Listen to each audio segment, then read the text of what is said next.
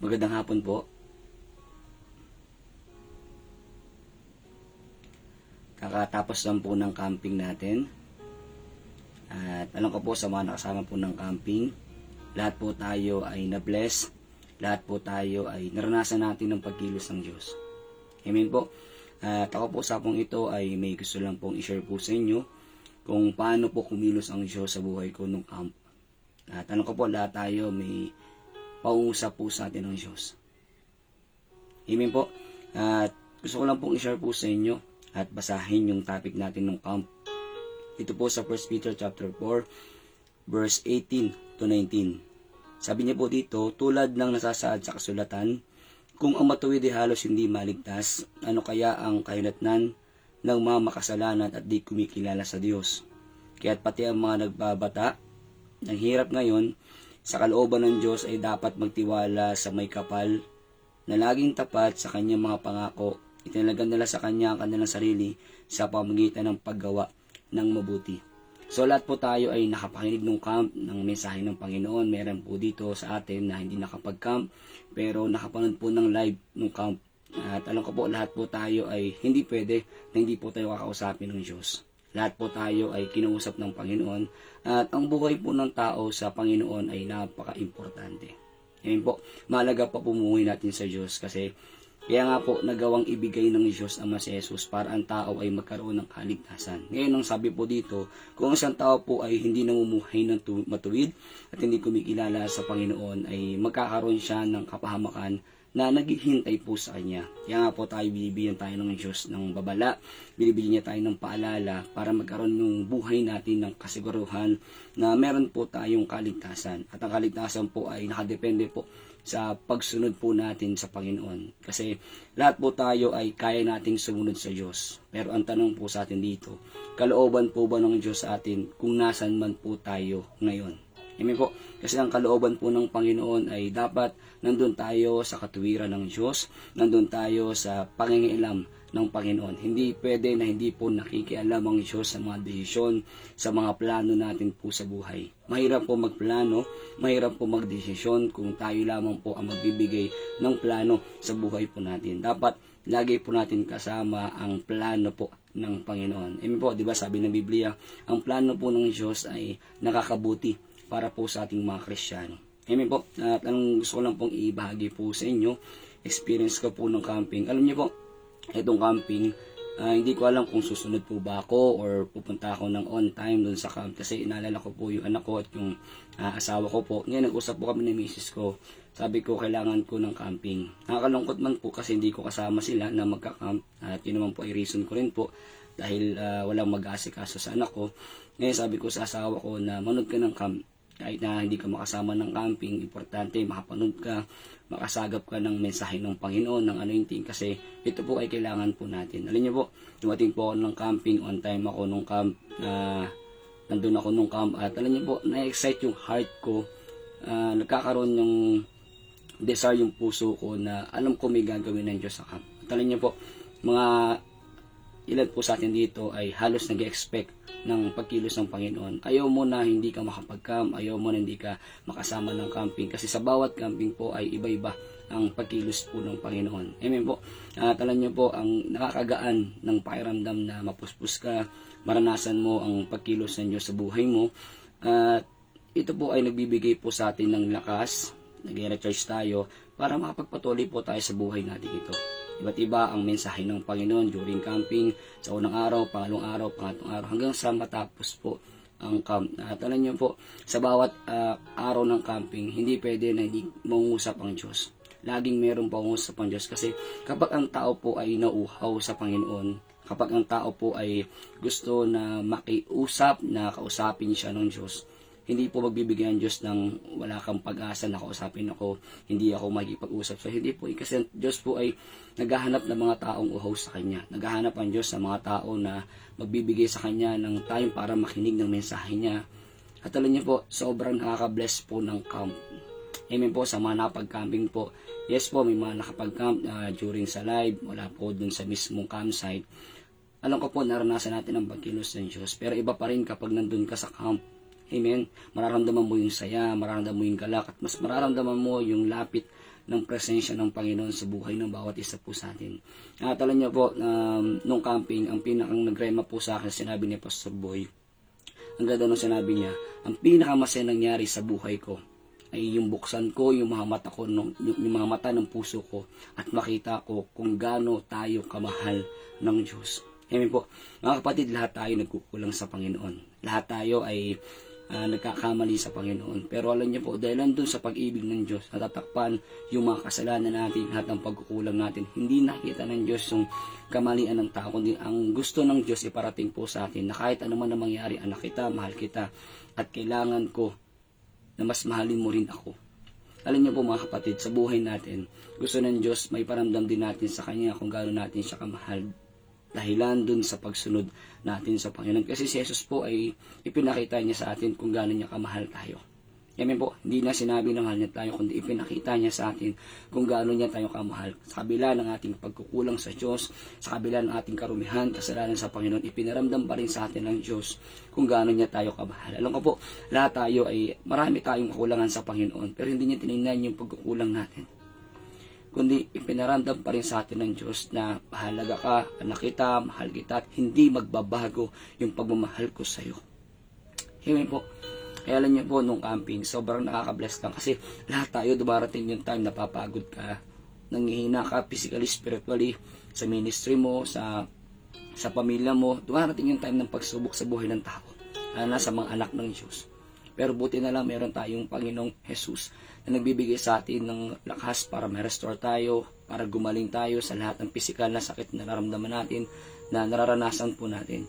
Alam niyo po, nung second last night po nung camping, pang 4 days, bago magpa-pray ng mga pastor, ako po ay nandun sa gilid.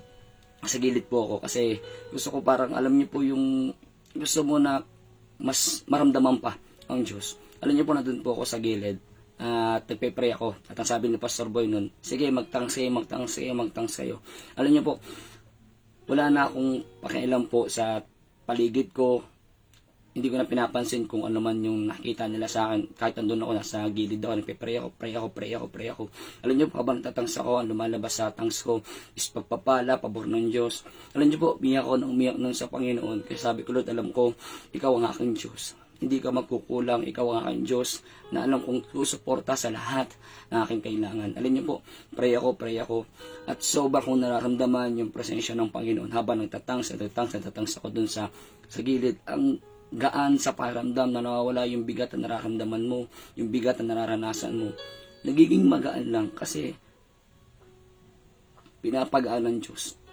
Nakikisalo ang Diyos sa buhat, sa bigatin. Binubuhat ng Diyos yung bigatin na nararamdaman mo. Kaya alam niyo po, nung camping na yung second last night po ng camping, napustos na po ako nun. Kahit yung mga tao nasa harapan nun, nagpa-altar calling na, nandun ako sa gilid nun. Sabi ni Pastor Boy, magtangs lang kayo. Alam niyo po, tangs ako ng tangs nun. At dun sa tangs ko, may kapangyarihan na lumalabas habang nagtatangs po ako. Experience ko po ito nung camping. Napupuspos na ako nung camp na yon. At sabi ko, gusto ko na ako mismo ang makaramdam this time. Kasi noong unang araw, yes po, may anointing. Pero hindi po para pa sa atin yun, para pa sa mga baguhan yun. Pangalawang araw, pangatlong araw. Pero nung ika-4 na araw, sabi ko, Lord, gusto ko na maramdaman kita this time. At alam niyo po, hindi ako nabigo. Sobra ko na-appreciate si Lord kasi naramdaman ko na nandiyan ang Diyos na nagbibigay ng lakas sa akin para makapagpatuloy, para ma-restore ako. Kasi ako po, dumarating yung time na nalamig ako sa ministry ko.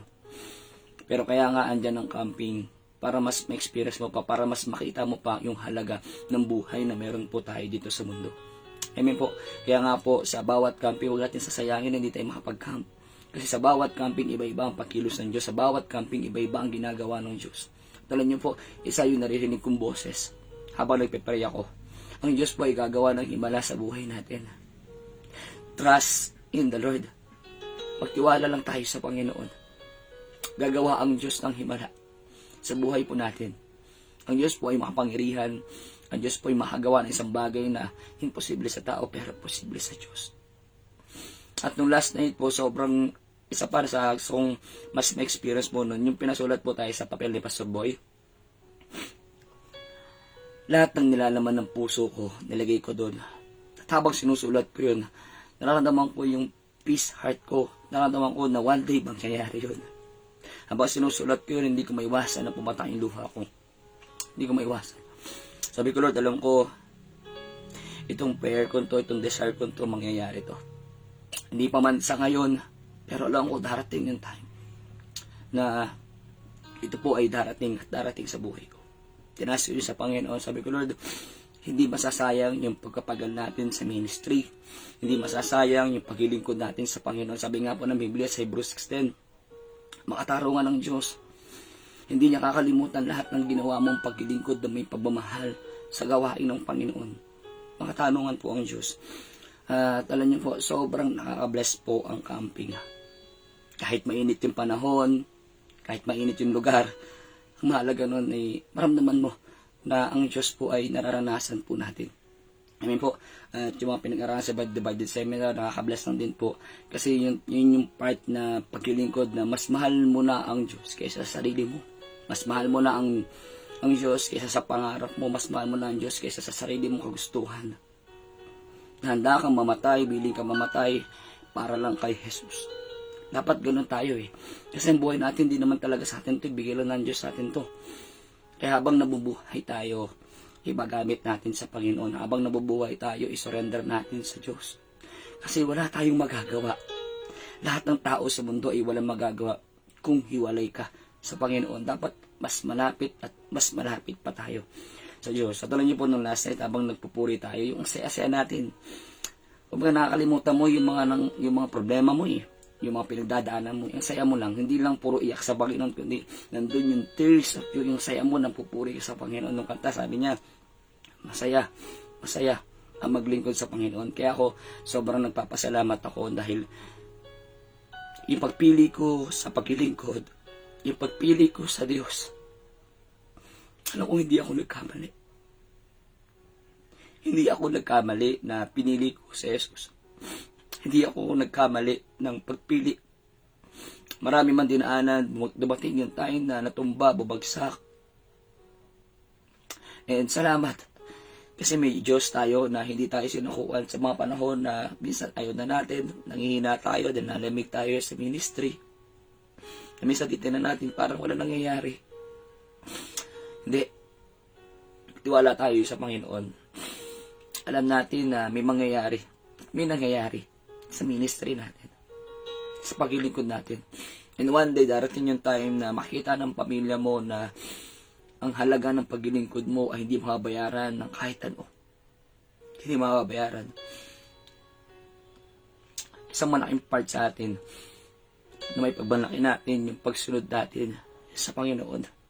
Isang part natin na makita natin yung mahalaga sa atin yung paglilingkod natin sa Diyos. Amen po. Kaya sa bawat isa po sa atin na nandito ngayon na nakikinig at sa mga kasamaan ko, patuloy lang po tayo.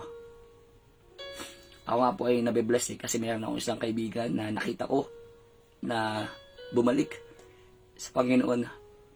Ang saya kasi matagal na taon na wala siya sa paglilingkod. Pero ang time nakita ko siya, saya-saya ko. Ganun pala yung paramdam ng Diyos, no? Na kapag nakita ng Diyos yung tupa niya na nawala, na kahit ang daming pagkukulang na wala sa pagkakamali, pag nakita ng Diyos pala, yayakapin na agad. Ganun yung paramdam ko kasi nakita ko yung kaibigan ko nagbabalik loob. At ang saya-saya na makita mo yung tao na bumagsak, na wala, pero nakita mo siyang bumalik sa paglilingkod. Kaya sa atin po, ipag-pray natin yung mga tao, yung mga kasama natin na wala na sa paglilingkod. Yung mga tao na labi. Kasi ako po, na-experience ko po ang mawala. Yung mga tao po na ginamit ng Diyos para ako po ay makabalik. At ang saya, iba yung pakiramdam talaga na nandun ka sa kalooban ng Diyos. Amen po. And I pray po na one day darating yung time na hindi lang mo lang masyesyaran yung pamilya mo, kundi one day kasama mo sila na maglilingkod at susuporta sa ministry mo. Huwag lang po tayo susuko. Magpatuloy lang po tayo sa Panginoon. Amen po. Pray po tayo. Lord, maraming salamat sa oras na ito. Salamat, Panginoon, dahil ang camping na ito ay may bigay ng restoration sa aming mga buhay. Salamat sa pag-ibig mo na hindi nagbago. Salamat Lord sa pagkilos mo, sa presensya mo. Dahil tunay Panginoon, naranasan namin ang pag-ibig mo. Salamat Panginoon dahil kinuusap mo kami, pinagyan mo ng katugunan yung mga tanong namin. Salamat Lord. Salamat dahil iniwala po kami na ang buhay namin ito ay magiging pagpapala sa mga tao na kapaligid sa amin, sa pamilya namin. Mararanasan namin, Panginoon, ang himala sa buhay namin. Salamat, Panginoon, sa oras to. Pinupuri ka namin, dinadakila, sinasamba. Ito po ang aming dalangin sa pangalan ni Jesus. Amen. So yun po, maraming salamat po sa inyo pong pakikinig. At ingat po kayo palagi. God bless po.